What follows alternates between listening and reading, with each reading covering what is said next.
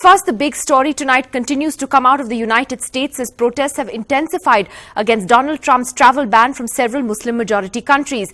The US president, however, is standing by his move, saying he's just making America safe again. But now he's also facing strong criticism from within his own party.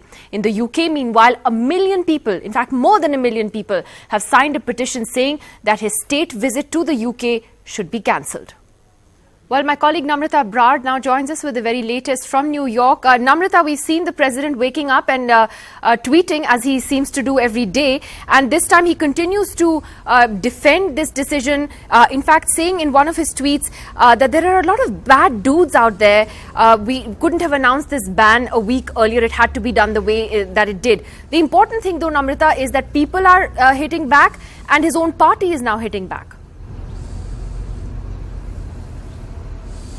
Yes, Nidhi, two basic flaws to that argument. One, he blames Delta Airlines. That outage in Delta Airlines, which is a technical problem, was on Sunday night, not on Saturday when that entire ban took place. And we reported on the massive amount of protests in JFK, New York, as well as hundreds of other cities. Now, what we know is the number that President Trump gives out of 109 people being held back temporarily versus the 375 that Wall Street Journal is reporting. The number could be far more. Many of them are detained yet. Is still also a big question mark.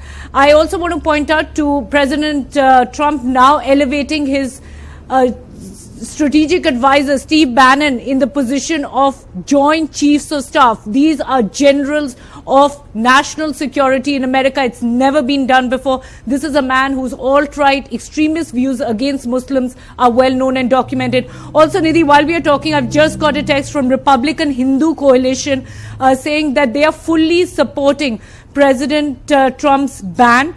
They are saying that they are going to be holding a press conference on Tuesday and talking about the way it affects Indians. But Republican Hindu Coalition and Indians for Trump supporting this controversial ban. Well, we have the Republican Hindu Coalition representative joining us in just a couple of minutes on the show as well. Namrata, thanks a lot for that update. The story is huge because it has an impact not just for the people who have been banned from those particular 7 countries that have been listed by Donald Trump's administration, but now with other restrictions that are possibly coming into place, particularly with visas that relate to Indian students and techies. This is something that is going to go way beyond just the Muslim ban that we're talking about. Hussain Haqqani, Pakistan's former envoy to Washington, D.C., joins us tonight. He is also now the director of the Hudson Institute in Washington. K.C. Singh, former secretary in the Ministry of External Affairs. Hardeep Puri, India's former permanent representative to the UN, is with us. Amy Kasman, South Asia Bureau Chief of the Financial Times, here in the studio with us. And we'll be joined shortly by Anika Arora,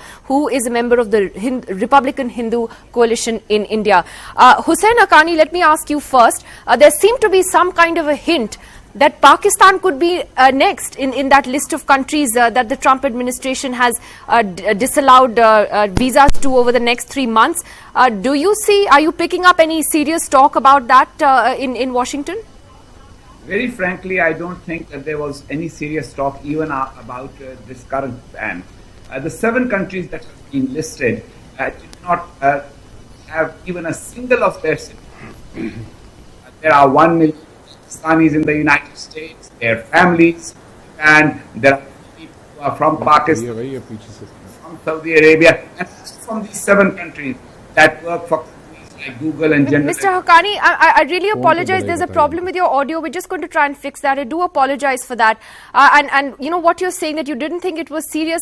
In a sense, I agree with you, because if you look at the comments of the White House Chief of Staff, they were sort of made in a by the way mention. Hardeep Puri, on the issue of Pakistan, do you think that that's the next logical step that's going to happen, or they're just not going to touch it because the relationship with Pakistan is too sensitive? I wouldn't bet on Pakistan being included just as yet. Let us allow this to play out. The 7 countries selected are the ones, 5 of which have been subjected to military action by the previous presidency of Mr. Obama. 2 of them were under sanctions. Countries which you would normally expect to be included in such a list are the countries which have exported terror, but the governments in those countries have close strategic relationships with the government in Washington. So I do not think it would be wise to expect or that we should get excited about this. I don't see that happening. But of course, this is early days and the policy still has to play out. But if I were a betting man, which I am not, I would not think that other countries will be added on to this list as yet. Let us first see how this succeeds with these 7 countries. K.C. Singh, would you agree with that? And, many people are also pointing out that he's chosen these 7 countries. These are places, in any case, where not a lot of people were getting visas. It was hard for them to get visas, except probably Iran and Iraq. With Iraq, the US has such a close relationship. It's trying to fight ISIS in Mosul. Today, there's a report that the Iraqi parliament has said we shouldn't let Americans come into Iraq. Now, how is that going to work? That has catastrophic implications for US security right away. Nidhi, it seems this policy has been adopted. If you look at the order that on which they are basing it, the reasoning is threefold. The reason that 9/11 wouldn't have happened if visas had been vetted properly. Then they look at domestic law and look at international law. Now that argument itself is flawed, because bulk of the 19 people who committed 9/11 were Saudi Arabians. 1 or 2 were from UAE. Now those countries are not named in this. Iranians didn't provide any citizens who attacked America. There's only been one charge that Iranians tried. There was a plot to assassinate the Saudi ambassador, but there is no charge at all that, other than very, very old Khobar Towers attack in Saudi Arabia, that the Iranians have ever attacked American mainland. In fact, the previous government had reached out to Iran and had a nuclear deal with them. So there is a degree of unthought Islamophobia in this, of which Bannon is the Islamophobe in chief, and I think Prime Minister and President Trump is being driven by that. For instance, green card holders. Now it's like a demonetization. It's not been thought through. There were certain parts of US administration which said you cannot bar people holding green cards from these countries from re-entering the country. And that's where federal judges have stepped in. A number of them in Boston, in New York. So now domestic law will come into play and question the president's action. And then there is, as the German Chancellor pointed out, the International Refugee Act and Convention. Now, under that convention, you can't have discriminatory policies. Last point is, he has very subtly brought in exception in favor of the Christians. He doesn't call that, but he said minorities from those countries will be given preference. But US law itself is non-discriminatory. US Constitution is non-discriminatory. You can't do it on the basis of religion. He tweeted about Christians yesterday, saying Christians in the Middle East have been executed in large numbers. We cannot allow this horror to continue. Hussain Haqqani, thankfully you're back with us. The point is, when President Trump says this is not about religion, it actually is very much about religion. He's talked about Christians, in his tweet. You have citizens being banned from predominantly Muslim majority countries. He says, well, look, there are many other, 40 other countries where Muslims live. I haven't banned them. But is this basically about Islamophobia, as K.C. Singh says? Well, look, there are genuine security concerns. No one denies that. But then if there are security concerns, they should be very targeted. This is almost like saying after Pearl Harbor that Japan has attacked America, so therefore let us ban people from South Korea, China, and Siam, or somewhere like that. It's basically, it's an emotional thing. He's playing to a lobby, and when emotion comes, obviously charges of Islamophobia will fly. I am one of those who hopes that President Trump will stop trying to run the country and the world through Twitter. He will stop doing things instinctively and will start consulting people who are aware of the law. If they had known that, they would have realized that there are people, once they arrive in the United States, they have legal rights. And so you cannot stop people at the airport without giving them access to lawyers or judges. They didn't do that. They just didn't think through. And I agree with Casey that it is important for the Trump administration to also be aware of the consequences of its actions.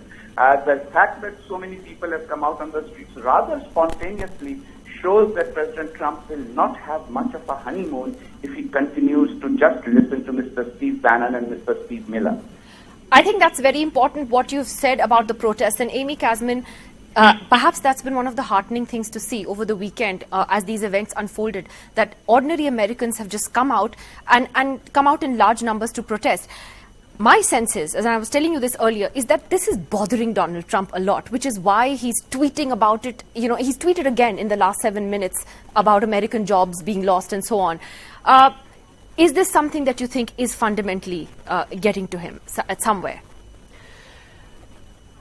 You know, I really wouldn't want to try to get into the mind of Donald Trump because, you know, the kind of statements that he's made in his early interviews soon after taking office, where he holds this job which is, you know, full of responsibility with problems in America and the world, and the only thing he can talk about is his inaugural crowd. So I think that provides kind of an alarming indication as to his mindset. But I think what this, you know, whether he's bothered or whether he's not bothered, I think that, you know, what this clearly shows is that Americans are really, I mean, many Americans are really geared up for a fight over like core values of the country. I think of all the things that were most disturbing about what's happened over the weekend is the way that he like suddenly said that people who have green cards, which is legal permanent residence in the U.S., you know, could suddenly find themselves excluded, I mean, from the country and their lives if they happen to be overseas at the time that he signed that order.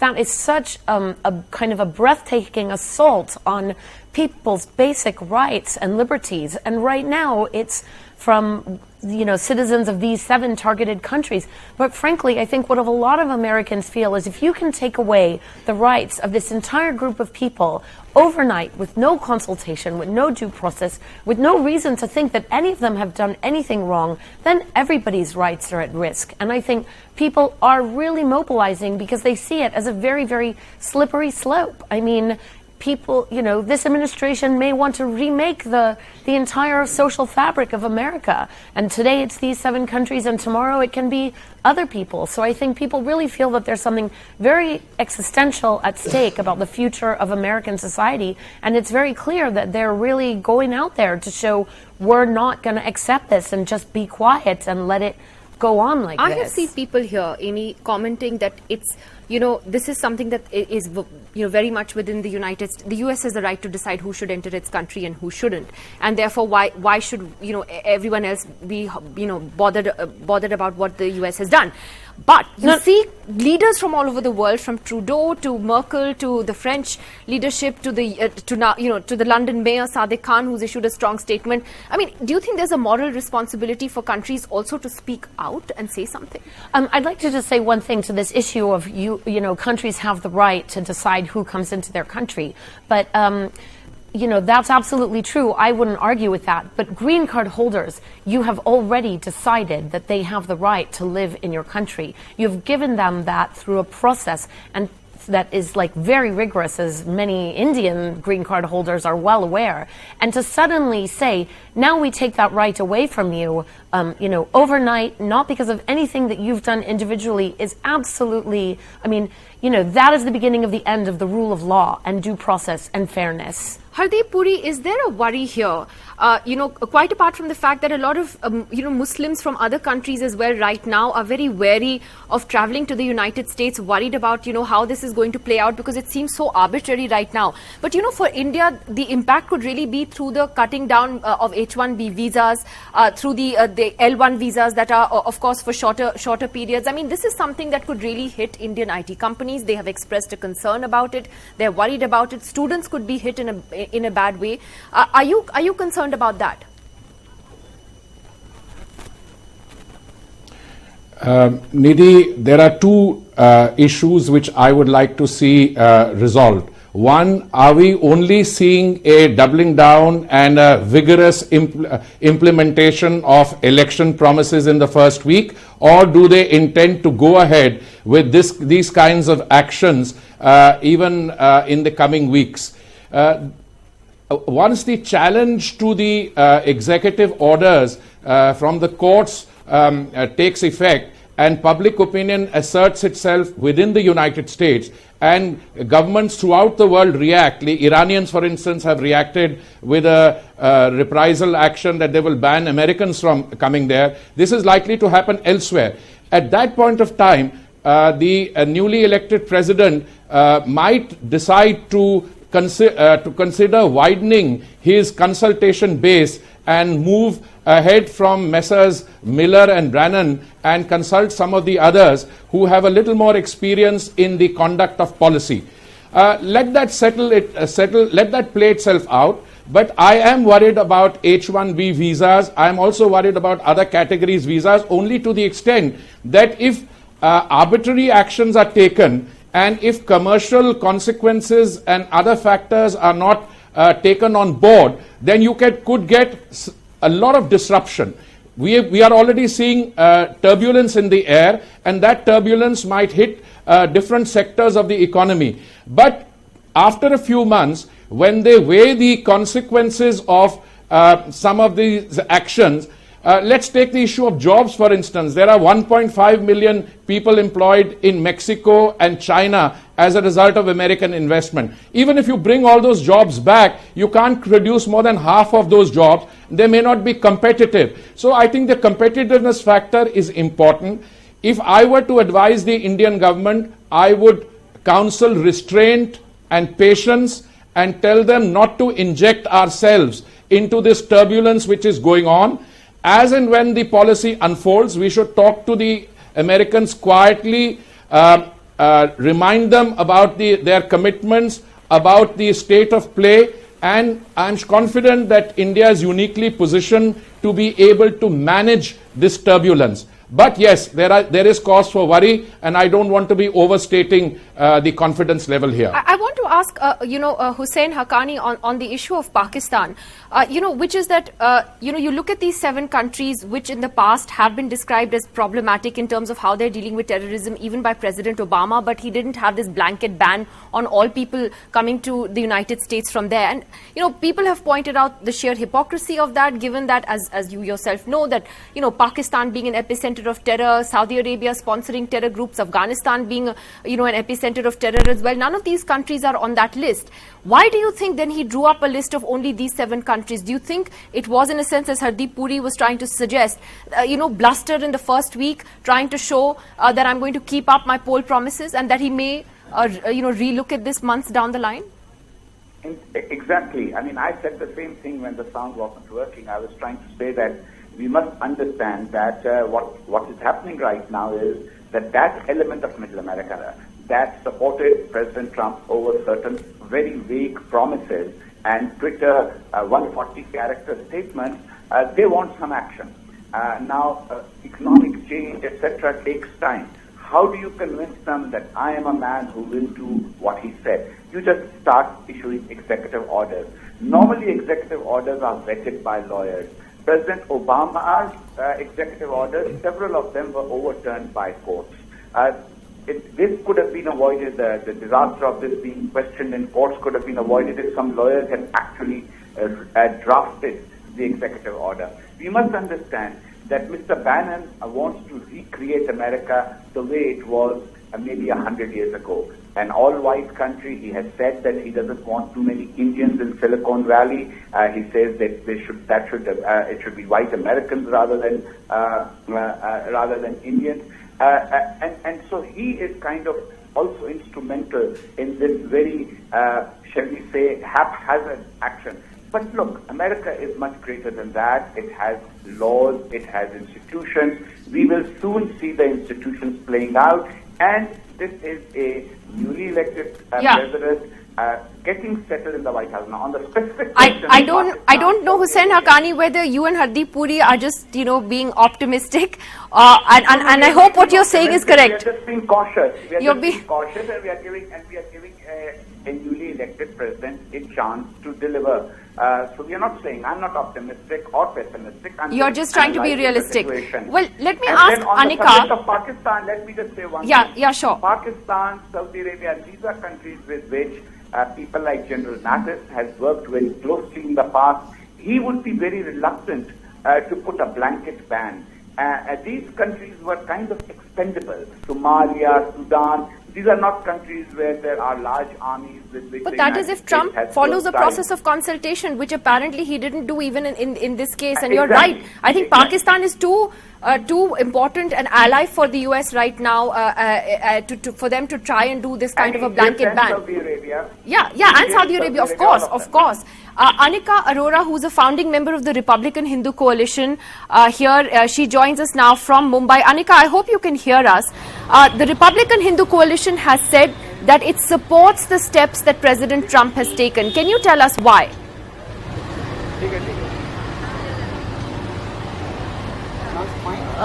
So I can barely hear you, but I'm going to try and answer that question.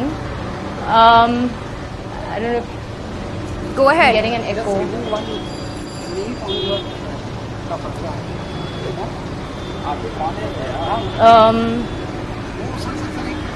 Okay, I am going to try and go back to Bombay in just a little while. Casey Singh, on the issue though, again of the H-1B visas and how this could, impact India, Ambassador Hardeep Puri is clearly worried about this. He's saying, however, that India should be very cautious in how it proposes to take this up and to deal with this youth. I think that sounds pretty much the way India is going to go, because we've seen, India not reacting at all to this over the weekend and not really reacting to these speculative reports also about the visas. Ambassador Casey Singh. No, that's correct. But I think you have to be very, very concerned because President Trump is unpredictable. He acts without White Council. He acts on the basis of prior commitments. And he also constructs truth as he goes along. For instance, in 2016, there were 37,000 Christian refugees against 36,000 Muslim refugees into US. Now he's stopped those refugees coming in. So already there were more Christians coming in. So, he lives in a parallel universe. He can construct reality as he goes along and then have that reality support whatever decision he takes. So when you're dealing with a person like that, yes, he is also transactional. That is why King Salman of Saudi Arabia spoke to him, and Saudi Arabia has not been put on that list. And we don't know what he does with UAE. But look at Iran. If he's fighting ISIS, who is fighting ISIS at the moment? It's Iran that is fighting ISIS. And if Putin is his great pal, Putin is working with Iran. So how does that impinge on your counter-terror effort if you take on Iran?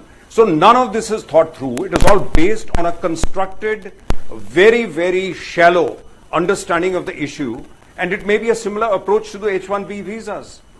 No, and I think that is the concern, that I don't think anybody here really knows how his mind works and what he's going to think of next. I'm going to try to go across to Anika once again from the Republican Hindu Coalition. She's in Mumbai tonight.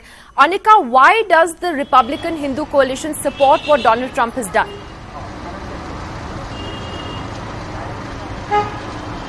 So let me get back to, I've been hearing a little bit of what's been going on. And I'd like to add in here that President Trump is basically doing what his campaign promise was, and beefing up the vetting process and changing the immigration laws were a big part of his campaign promise. And unlike other politicians who come into power and then do not keep up to his promise, Trump is a true businessman who is sticking to what he actually said he would do.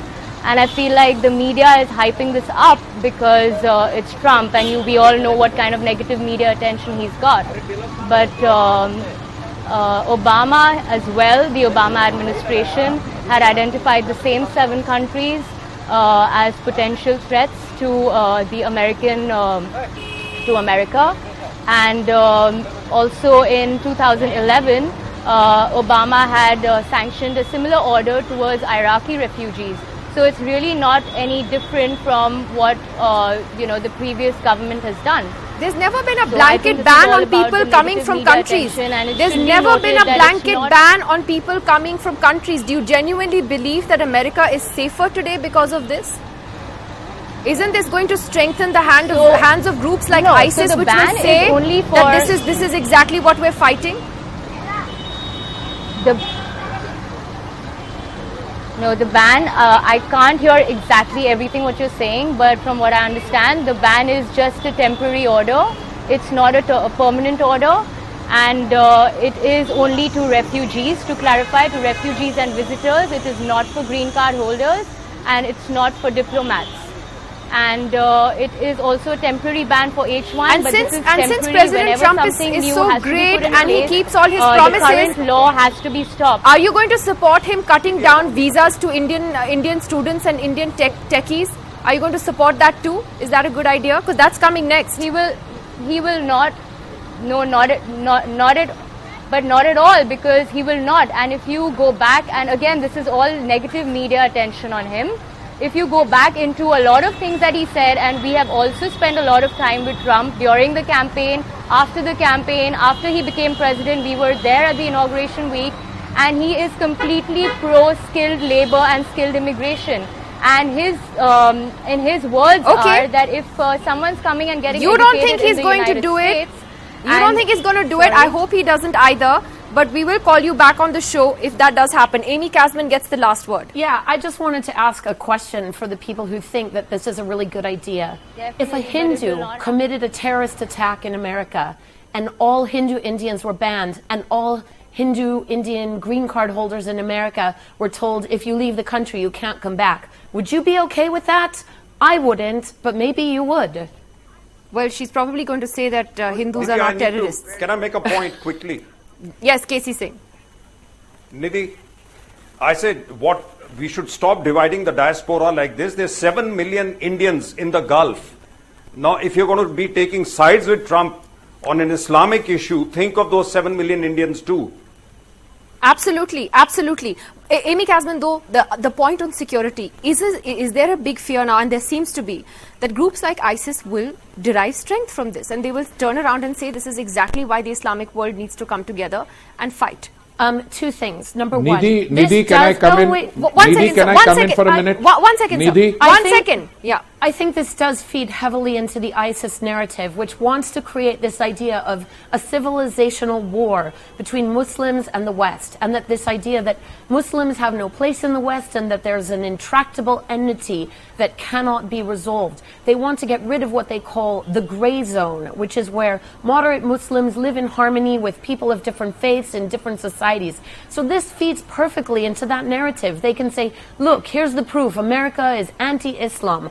Bush and Obama were always very careful to say this is not a war against Islam, this is a war against terrorists. And the ham-handed way and that this has been carried out feeds the narrative of ISIS. But the other thing is, it's important to say that, like, conservative security experts who do not by any means fit into the left-wing liberal camp have said that there is nothing in this to make the process more secure, that it is entirely designed to send a message to Muslims and probably all other foreigners. You're not very welcome here. I have Indian friends in America who are absolutely alarmed about who might be next. They know that Bannon isn't just anti-Islam, that he has he has a lot of anti-sentiments towards a lot of groups that are non-white. He's just basically anti-non-white is probably a way to put it. I wish we had time to talk about a lot more, because, there's so much that's happening in the US right now. Even, reports that the US authorities are now considering asking people to show them their smartphones, what websites they search, what they're tweeting, what they're putting on Facebook,